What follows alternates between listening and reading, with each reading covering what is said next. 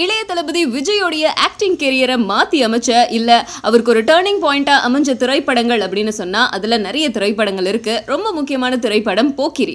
ஏன்னா இந்த திரைப்படத்தை நடிகரும் டான்ஸ் மாஸ்டரும் இயக்குனருமான பிரபுதேவா இயக்கின திரைப்படம். இவங்க 2 பேருடைய கூட்டணியில வெளியான இந்த திரைப்படம் வெற்றி பெற்றதை தொடர்ந்து 2 பேருடைய கூட்டணி மேல ஒரு பெரிய எதிர்பார்ப்பே ஏற்பட்டுடுச்சு.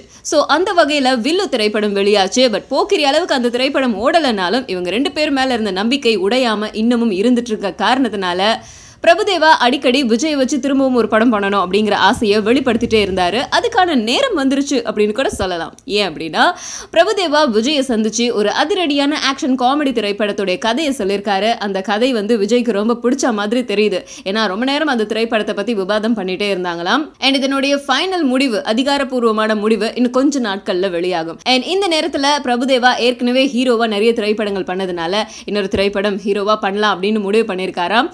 இயக்குனர் விஜய் கூட சேர்ந்து அந்த திரைப்படத்தை பண்ணலாம் அப்படிங்கிற மாதிரியான முடிவு எடுத்திருக்காரு அப்படிங்கிற தகவல் வெளியாயிருக்கு. இது எல்லாமே அதிகாரப்பூர்வமா வெளிவர்ற வரைக்கும் நாமளும் வெயிட் பண்ணி தான் ஆகணும். ஒரு சாங்க்கு 8 லட்ச ரூபா வாங்குறேன் அப்படின்னா 8 லட்சம் ஆமாம் சார், என்ன சார் இவ்வளோ தானே அப்படின்னா, சார் சிறுக்கு சுமத்துறாக்கே இவ்வளோ கிடையாது உங்களுக்கு மட்டும். அதாவது சுட்டப்பழம் ஒரு படத்தில் நானே பாடி சாங் ஆடி இருக்கிறேன். அதெல்லாம் பார்த்தீங்கன்னா நீங்களும் மேசி எடுத்துருங்க. என் தம்பி ராம்ஜியோட நான் அவர் என்னுடைய ஃபேனு, ஒரு பிரேம்ஜி